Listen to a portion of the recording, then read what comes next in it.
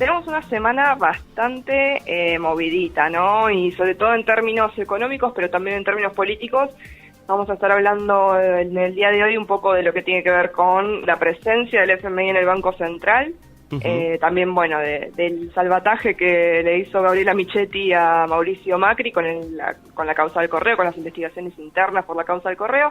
También sobre algunos datos económicos de la semana y sobre todo, bueno, todos los dardos envenenados que viene tirando Elisa Carrió durante esta semana, que estamos a mitad de semana, pero sin embargo ya fue bastante movidita, sobre todo para Elisa Carrió. Así que bueno, vamos de a poquito, ¿no?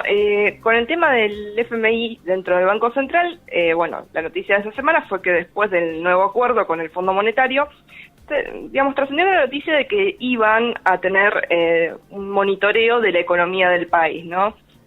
Y esto lo confirmó el mismo ministro de Hacienda, Nicolás Dujovne, que dijo que es normal que el Fondo Monetario en los países donde hay un programa financiero, digamos, tenga un representante residente, ¿no? También confirmó el ministro que, bueno, a priori, no transitoriamente, la sede de monitoreo va a funcionar dentro del Banco Central hasta que se encuentre otro lugar por fuera. A mí me hace reír un poquito, ¿no?, el asunto este. ¿Por qué? Porque estamos hablando del Banco Central, que es, por lo menos, de alguna manera velada, o por lo menos para toda la gente, ¿no?, en realidad, para todos nosotros, el Banco Central es un organismo que tiene que ser autárquico, independiente de lo que es el Poder Ejecutivo. Bueno, no está sucediendo eso, ya no sucede desde hace bastante tiempo que el Banco Central tenga, digamos, una entidad independiente del Poder Ejecutivo, sobre todo con, bueno, lo que fue la designación, ya lo hablamos acá también, de Guido Sandleris como titular de esta entidad. El que va a venir, digamos, como emisario del FMI, es Trevor Alain, que es un jamaiquino que bueno, ya viene trabajando con el fondo desde hace más de 25 años, y lo que van a observar principalmente es que el gobierno cumpla con dos metas principales que hizo en este nuevo acuerdo con el Fondo Monetario. Recordemos que hizo un nuevo acuerdo hace unas semanas con un desembolso posible de 57.100 millones de dólares, ¿no?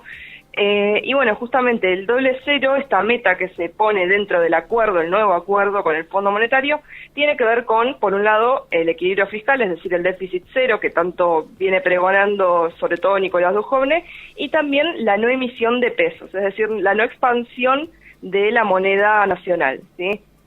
Bueno, puntualmente, ¿qué pasó? En el primer stand-by, en el primer acuerdo, digamos, que se firmó en junio, el fondo manifestaba cierta preocupación, sobre todo, ¿no?, en términos de lo que podría llegar a ser o no la habilidad del gobierno para generar ciertos consensos en algunas medidas de ajuste que el fondo pedía, ¿no?, para que ese acuerdo llegue a buen puerto.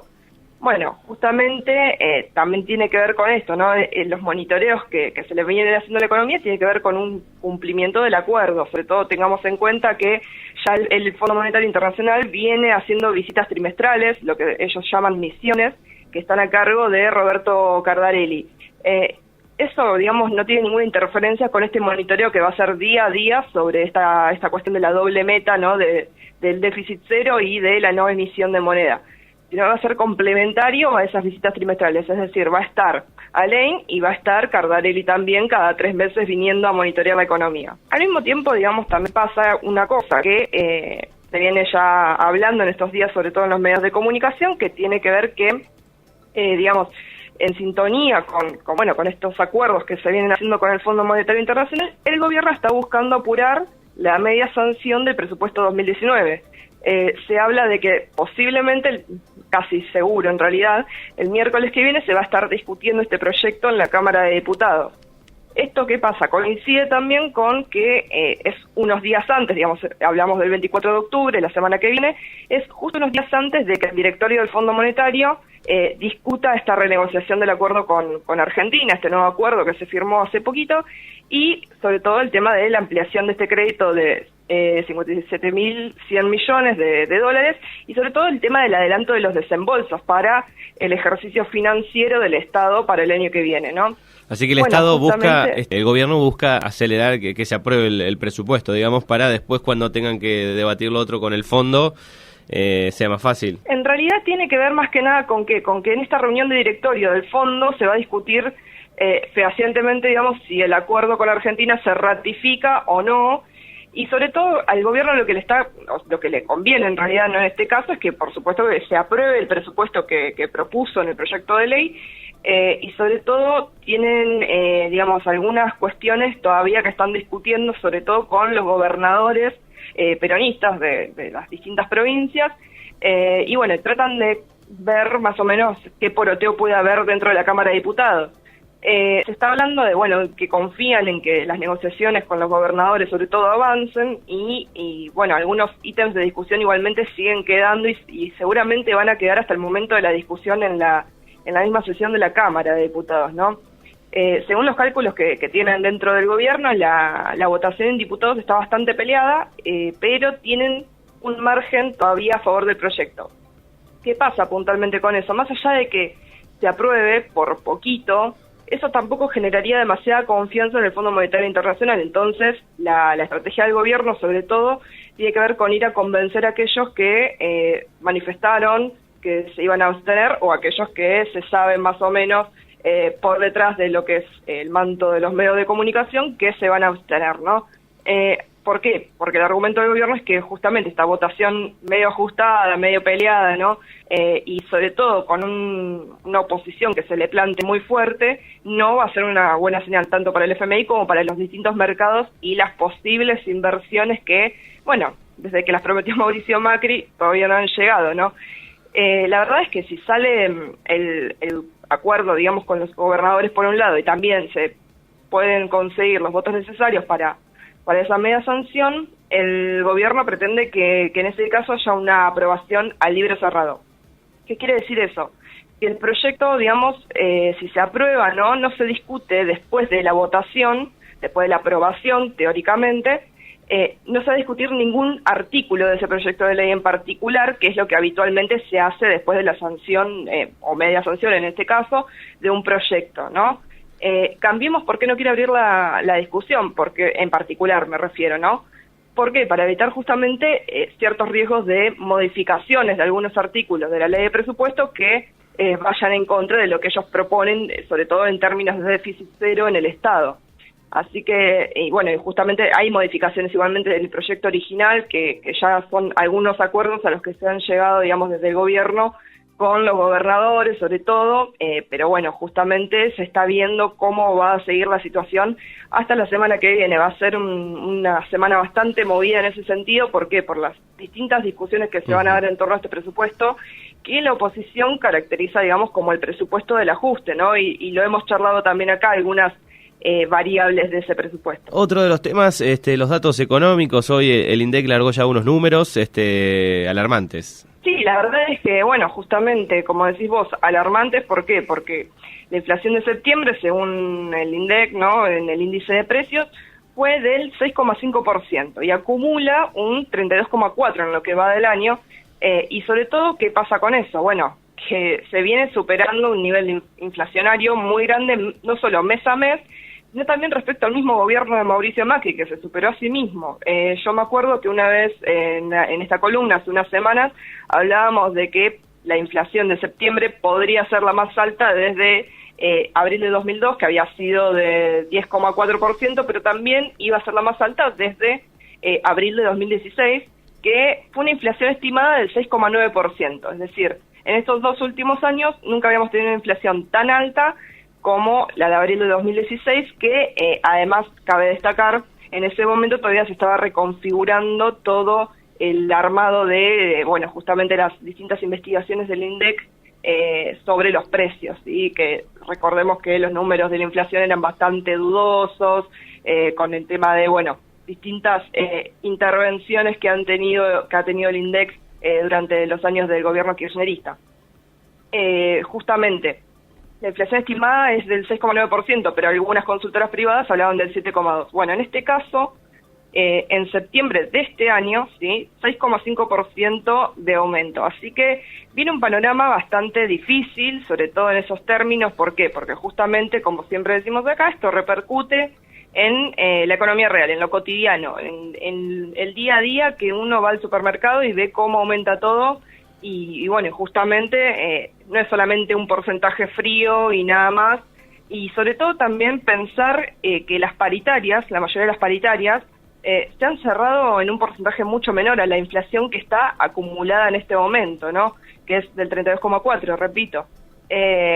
Habría que ver cuál va a ser el porcentaje a fin de año, sobre todo si se sigue manteniendo esta escalada inflacionaria que se dio en septiembre, ¿no? En octubre quizás no sea, digamos, tan distinto a lo que pasó el mes anterior. Así que la verdad es importante también ver ese tipo de cosas, ¿no? Sobre todo en términos de los aumentos salariales o no que se fueron dando durante el año, y pienso, por ejemplo, en la paritaria docente en la provincia de Buenos Aires, que justamente los docentes bonaerenses llamaron al paro tanto mañana como pasado mañana. ¿Por qué? Porque justamente la gobernadora María Eugenia Vidal les ofreció, bueno, primero por decreto, digamos, sacó un aumento del 19% sin cláusula gatillo, es decir, sin posibilidad de que se abra una, digamos, que en realidad sin posibilidad de que la inflación, si hay un porcentaje mayor al 19%, se les aumente directamente a los docentes. La discusión acá es justamente cómo se aumenta un 19% en este salario. Por ejemplo, hablo de los docentes porque es el caso que está resonando esta semana. ¿Qué pasa con el porcentaje restante, ¿no? Si estamos en una inflación del 32,4 acumulada y, digamos, el aumento va a ser hasta diciembre, contemplaría ese mes también, bueno, es bastante difícil negociar algo así, ¿no? Sobre todo una paritaria a la baja, y sabemos cómo está el costo de vida actualmente. Y también creo es importante leer un poco cómo activan algunas cosas desde el lado marketinero, ¿no? Hoy salieron los datos del INDEC y, por ejemplo, en Twitter activaron la tendencia, lo cambiamos juntos, justo el mismo día, digamos, es medio como cínico esto, ¿no? Sí, sobre todo pensando también en algunas declaraciones de los funcionarios del gobierno, sobre también. Todo recuerdo principalmente, ¿no?, al presidente cuando estaba en campaña diciendo que era muy fácil bajar la inflación y que era la demostración de la incapacidad para gobernar, digo, pero también actualmente están diciendo, bueno, por lo menos son datos reales, ¿no? No son datos truchos, no son datos, digamos, dibujados. No sé si hoy INDEC, y tenemos un INDEC transparente y responsable. No sé si en qué lugar fue, no sé, yo lo escuché hoy después de comer, pero no sé si fue una conferencia hoy de la mañana donde Macri habló, donde dijo que nadie puede cobrar más de lo que debe o algo así, ¿no? Y bueno, siempre pensando en estos discursos, sobre todo, digo, de los distintos funcionarios de gobierno y especialmente si nos concentramos en un análisis del discurso del presidente, es el discurso del neoliberalismo ultranza, ¿no? ¿Por qué? Porque justamente habla de, bueno, cosas que en realidad eran una ficción, que no las merecíamos, ¿no? Esto recuerdo a Fraga diciendo que creímos que nos podíamos comprar celulares de última generación, que podíamos tener un auto y una casa propia. Ese discurso muy de, vos no te lo mereces, vos en realidad tenés que cobrar lo que corresponda que el patrón diga, ¿no? Porque ni siquiera es lo que vos pienses que tenés que cobrar, es lo que, bueno, determine el mercado, lo que determine esa mano invisible a la que tanto recurre discursivamente, ¿no? El neoliberalismo, y puntualmente en este caso estamos hablando de la Alianza Cambiemos en general, pero estamos hablando en particular del presidente y las cosas que ha dicho. Digo, no es casual que diga este tipo de cosas. ¿Por qué? Porque es lo que piensa realmente, no es que simplemente son furcios o, digamos, o sí, son furcios, pero claramente hay detrás una clara visión de país en la que justamente piensan que la sociedad en general, me refiero sobre todo a los sectores mayoritarios, no las clases o sectores más concentrados, ¿no? Se merecen poco, se merecen tener que pagar mucho de tarifas, ¿no? Se merecen aumentos y se merecen tener que afrontar, digamos, el traslado de recursos a empresas privadas, a sectores como el agrominero exportador incluso. La verdad es que es interesante ver también, habría que hacer un análisis del discurso que llevaría muchísimo tiempo, pero realmente es muy interesante pensar en cada palabra de lo que dicen los referentes de Cambiemos. Digo, no son inocentes esas palabras. Pero claro, bueno, fue en YPF hoy, en alusión a, ahí lo acabo de abrir, a Hugo y Pablo Moyano. Dijo, nadie se puede creer por encima de la ley o prepotear a los demás, y ahí siguió con lo que estábamos hablando. Sí. Bueno, ni hablar el caso, digo, que también resonó esta semana, yo no lo preparé, digamos, mucho, pero sí en las noticias claramente pasó esto de que el juez que finalmente le negó la prisión a Pablo Moyano, después fue apretado, y salió a denunciarlo porque después de esa decisión, no fue antes, fue después de esa decisión, se sintió apretado. ¿Qué pasa con Mauricio Macri? Bueno, él justamente dice esto, ¿no? De nadie se puede creer por encima de la ley, y él realmente está por encima de la ley en muchos aspectos, sobre todo justamente con esto de la causa del correo, ¿no? Que pasamos ese tema, si querés. Gabriela Michetti, firmó ayer un decreto que quiere hacer que se cierre la investigación interna sobre, vos te acordás, en febrero del año pasado Mauricio Macri quiso condonar la deuda a su padre, básicamente, la deuda que Franco Macri y el Correo Argentino, en la causa del Correo Argentino, tiene una deuda con el Estado millonaria, y que justamente Mauricio Macri, desde su posición de poder, quiso condonarle esa deuda a su propio padre, ¿sí? Y entonces ahí entra un conflicto de intereses bastante grande, ¿no? Finalmente, ¿qué pasó? Justamente se rescató un poco, ¿no? El presidente, vamos a decirlo así, medio chabacano, de que, que había un conflicto de intereses. Entonces, ¿qué hizo? Bueno, se excusó, y Gabriela Michetti es la que termina tomando esta decisión, claramente desde el riñón propio de Mauricio Macri, no es que tampoco fue una decisión autónoma. Y cabe destacar que en lo que es el tema del correo, sobre todo, ¿no? Que es una causa bastante importante que viene ya hace muchos años en la Argentina, no es que solamente está ahora, y sobre todo en términos de esto de la tramoya, si se quiere, de condonarse la deuda, que finalmente no pudo, y hubo un escándalo bastante grande. Hay una causa penal en Comodoro Pi, que está a cargo de Ariel Lijo, que va muy lenta. Se ve que la justicia para algunas cosas va mucho más rápida que para este tipo de causas, ¿no? Y sobre todo también hay otra causa sobre este tema del correo, pero sobre todo en distintas maniobras de vaciamiento de SOCMA y de Sideco, que son las firmas que controlaban el correo. También se está investigando eso en el Fuero Comercial. Y en esa causa quisieron sacar al fiscal más de una vez. Entonces, que la verdad Macri hable de que nadie puede estar por encima de la ley, cuando él mismo es una persona que se hace de su posición de poder para tener algunos beneficios, por lo menos, o intentar tenerlos, y salir impune, si se quiere, la verdad a mí me da un poco de escozor, ¿no? Yo escuché una vez, durante el tema, a un diputado, no me acuerdo quién era, en una radio, donde dijo, cualquier hijo haría eso por un padre, en un caso así. Bueno, Dios mío, las justificaciones que tienen algunos periodistas, la verdad, son sorprendentes. No sé si fue un periodista, creo que dijiste un periodista, pero... Un periodista, me acuerdo, que andaban discutiendo cuando fue el momento de la bomba del correo ahí. Bueno, la verdad es que es bastante triste, ¿no? Tener que justificar de esa manera tan irrisoria que una persona está en realidad entrando en un caso de corrupción, si se quiere, porque es un caso de corrupción al fin y al cabo. Querer beneficiarse del Estado. La familia Macri históricamente se benefició del Estado argentino, estamos hablando de la dictadura misma, con Franco Macri teniendo cada vez más poder económico, sobre todo concentrando en muchísimas empresas, hasta lo que siempre hablamos de la patria contratista, ¿no? SOCMA es una de las empresas que ha tenido muchísimo poder, y sobre todo el tema de las licitaciones. La familia Macri siempre fue la gran beneficiaria del Estado Nacional, y claramente ahora que uno del clan, está en el poder, no es la excepción. La verdad es difícil también pensar todo el tema de, como decía hoy, la transferencia de recursos al sector privado, ¿no? Y en este caso, también pasa esto. Y sobre todo, justamente también pensaba en una investigación que se hizo en la Universidad de Avellaneda sobre el impacto de los aumentos de las tarifas en el salario.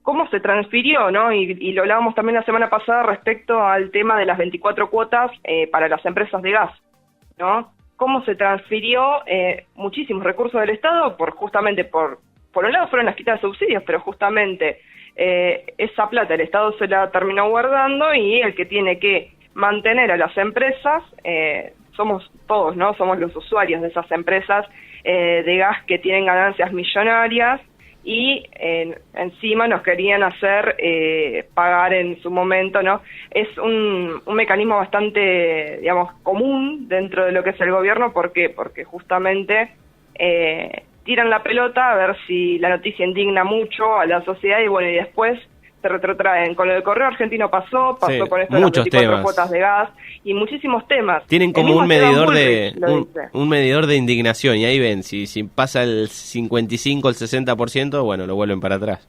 Claro, si pasa, pasa, ¿viste? Y ya está. La verdad es que es terrible la cuestión de la transferencia bueno, se viene dando desde el 2016, digo, con la quita de retenciones, o por lo menos la disminución de las retenciones en muchos casos, a los sectores agroexportadores, bueno, las mineras, ni hablar, pero mientras tanto siempre los que somos ajustados, los que resultamos ajustados somos el conjunto de la sociedad, ¿no? En su mayoría, y no los sectores de poder que en realidad son los que más tendrían que aportarle a la economía argentina para que haya alguna distribución de la riqueza. Claramente el gobierno no piensa en una distribución de la riqueza, ¿no? Hace un mes más o menos, hace 4 columnas atrás, yo te dije, Elisa Carrió está guardada, estuvo guardada un tiempito, pero desde hace ya 2 semanas, digamos, todo eso que tuvo guardado empezó a explotar. Sí, totalmente. La verdad es que la figura de Elisa Carrió vino un poquito tapada, yo creo que también por algunas cuestiones de lo que se dice habitualmente como piantavotos. Bueno, quizás guardaron un tiempito, ahora la dejaron salir un poco para ver qué discusiones tenía con el gobierno. ¿Por qué digo esto? Porque justamente creo que son maniobras que más apuntan hacia una distracción, si se quiere, ¿no? Esto de se están peleando entre ellos. Digo, también puede ser que genuinamente no sea una división muy grande, una tensión muy grande dentro de la alianza que nos gobierna, pero la verdad es que es interesante pensar también en ese tipo de cosas, ¿no? En estas maniobras de distracción que genera el propio gobierno para que por detrás pasen otras cosas, ¿no? Puntualmente lo que pasó con Elisa Carrió esta semana, bueno, pasaron muchísimas cosas con Elisa Carrió, pero puntualmente presentó ayer el pedido de juicio político contra Germán Garabano, el ministro de Justicia, ¿no? Ella estuvo amagando, ya hace 2 semanas que viene amagando, bueno, finalmente lo hizo. Digamos, la iniciativa de Carrió por el juicio político no le acompañó nadie de Cambiemos, salvo los 10 legisladores que tienen en el bloque de diputados de la coalición cívica.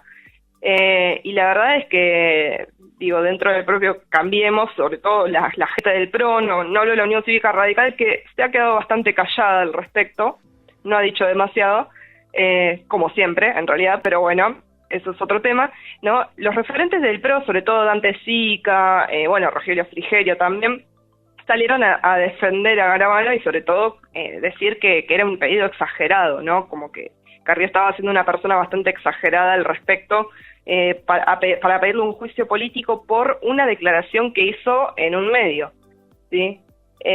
Sobre todo también hay algo interesante ahí, que justamente Rogelio Frigerio salió a defender a Garabano y al toque, a las horas, Elisa Carrió dijo que bueno, que que Rogelio, así lo nombró, quiere ser presidente, con el peronismo puede ser presidente, con Cambiemos no sé. Lo tildó un poco como, lo quiso sacar un poco afuera de la cancha, ¿no? En términos electorales, quizás Frigerio, digo, no se va a postular a presidente, claramente, pero sí puede llegar a tener un puesto un poco más grande, sobre todo porque por su capacidad de negociación, hay que decirlo, con los distintos gobernadores de las provincias. Hay muchas medidas que hizo el gobierno que tuvieron el consenso de las provincias gracias a él, ¿no? Bueno, justamente Carrió también cargó un poco las armas contra el ministro del Interior.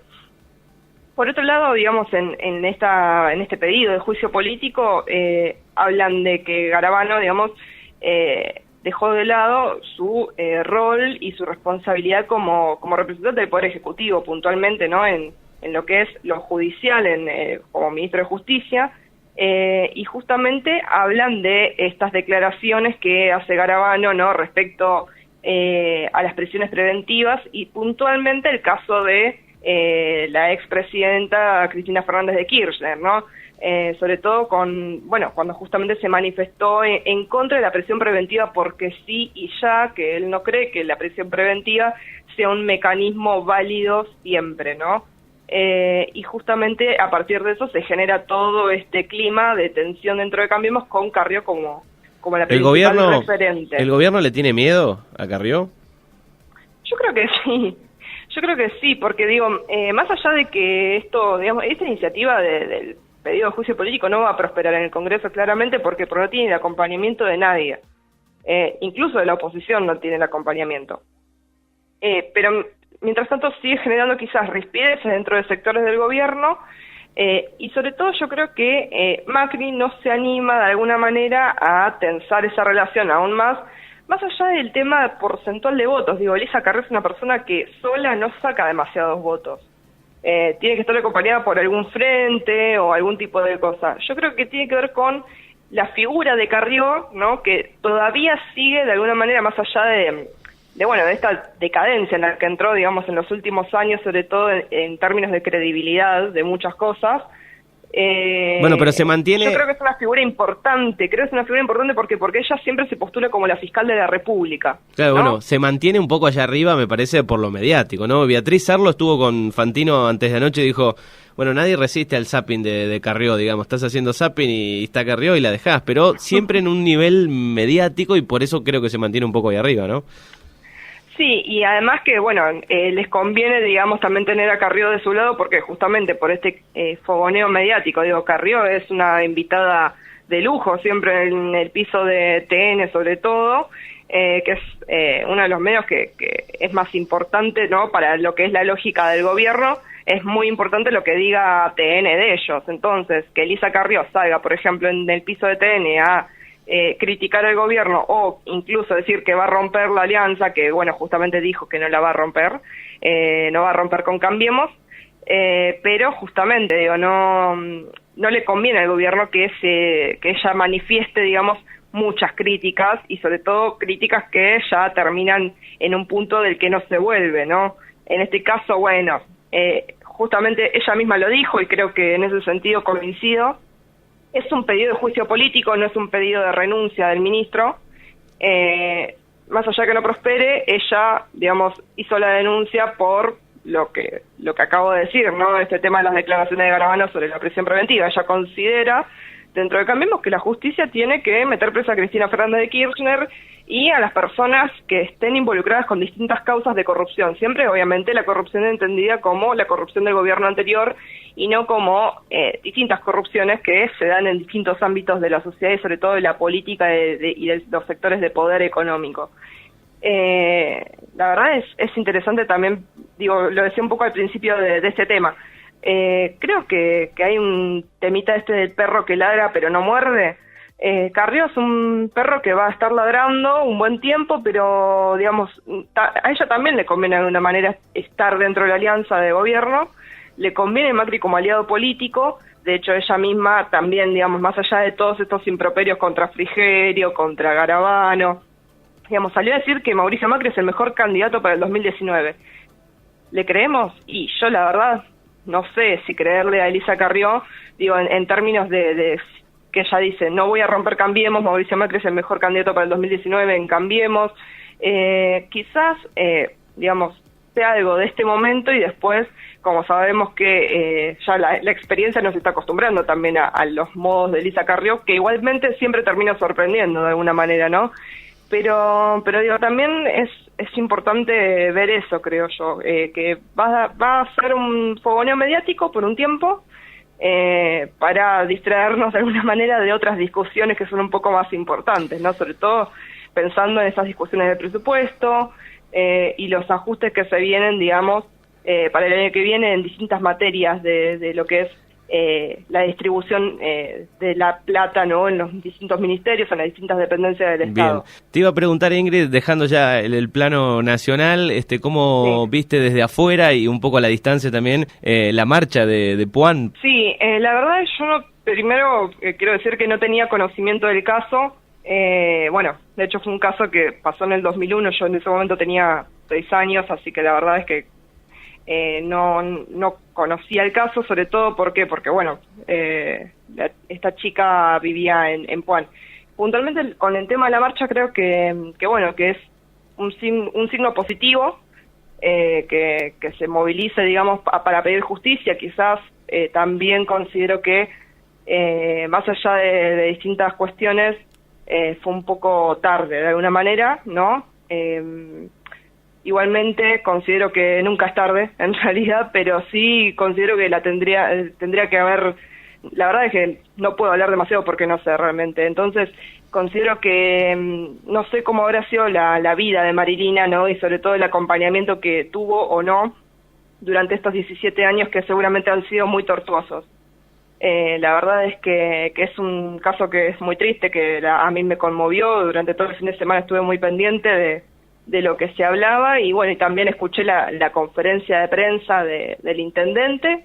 Creo que bueno, que claramente hay que empezar a investigar en la justicia, reabrir la causa, pedir que se reabra la causa para saber qué fue lo que pasó realmente con Marilina y que se haga justicia más allá de que ella no esté, digamos, acá para verla, ¿no? Me parece que es muy importante eso, sobre todo reforzar que... Sí, hay mucho, charlando digo, con muchos sobre el tema, uno dice, bueno, ¿por qué también no se actuó? Es una de las preguntas, como decías vos recién, si es tarde o no, por qué la gente actuó tantos años después masivamente, pero me parece que ahí, yo creo que la mayoría de la gente de la zona, muchos no estaban ni enterados de cómo era la causa, era un run siempre dando vueltas, pero nunca la certeza de cómo era bien la causa, y me parece que las redes sociales ayudan un poco en estos tiempos, ¿no? A masivamente a pelear por algo. Sí, claramente por eso también dije que al mismo tiempo, no más allá de que yo consideraba que, bueno, que si bien nunca es tarde, me pareció que después de tanto tiempo era bastante difícil comprenderlo, ¿no? Y sobre todo, bueno, considero igualmente que es algo positivo, lo repito, el tema de que se haya salido por lo menos a reclamar por justicia. Y sobre todo también, como decís vos, en tiempos de redes sociales la organización claramente es muy distinta, las lógicas de pensar, organizar una marcha puntualmente son muy distintas. La verdad es que, bueno, es un caso del que no puedo decir demasiado realmente en términos jurídicos, o digo, nunca pude acceder a un expediente ni nada por el estilo y repito, conocí el caso este fin de semana y lo que vos decís sobre todo con el tema de el run, ¿no? Esto de siempre el rumor, la verdad es que también hay que pensar en términos de, bueno, si los rumores son realmente ciertos, tratar de manejarse con la mayor cantidad de hechos confirmados posibles. Eso no quiere decir que no se investigue a quienes están siendo acusados en las redes sociales, digamos, y que se pongan en todo caso a disposición de la justicia, ¿no? Pero considero que hay que ser prudentes también en ese sentido porque, digamos, no por defender claramente a quienes le hicieron ese ultraje tan tremendo a esta chica, sino justamente para que se conozca la verdad y se conozca quiénes hicieron este hecho tan aberrante y sobre todo que bueno, que les caiga el peso de la ley, ¿no? Y que tengan la condena que les corresponda judicialmente y socialmente también. Esa es la más brava de todas, me parece, la social. Sí, la social, creo que bueno, que hay un despertar por lo menos, pero claramente también hay ciertas lógicas que todavía se siguen manejando, creo, en este campo del rumor, ¿no? Y creo que hay que saltar un poco esa barrera y digamos, y salir a luchar si se quiere, porque este tipo de cosas no pasan nunca más en el distrito y sobre todo que haya políticas también de intervención, ¿no? Para la prevención de este tipo de casos. Y digamos, y con prevención me refiero no a decirles a las mujeres cómo ser para no ser violadas, sino a los varones sobre todo, para que no violen. La verdad es que bueno, es un hecho muy triste. A mí la verdad me conmocionó muchísimo. Al mismo tiempo también igualmente esa reacción de Puan y de toda la zona, digo, ¿no? Hay gente de la Regueira que también marchó, también me conmovió, pero en otro sentido, ¿no? Considero que más allá de, bueno, tarde o no, la reflexión la hará cada uno personalmente, pero bueno, empezó a haber un despertar, ¿no? Y creo que hay otros casos también que están empezando a salir a la luz en este momento, y que bueno, que también esos casos se investiguen, ¿no? Y sobre todo no tener miedo a hablar. La palabra es sanadora y también hay que tener una justicia que repare, por lo menos en algún porcentaje muy mínimo, digo, ese tipo de cosas claramente no se reparan nunca más, pero por lo menos que la justicia tenga la función de justamente condenar a estas personas que han cometido ese hecho, sea quienes sean, porque digo, también estaba circulando, ¿no?, el tema de que eran personas con poder, que eran personas con dinero, bueno, justamente sea quien sea, la ley tiene que ser igual para todos. Y acá coincido con la frase del presidente, ¿no?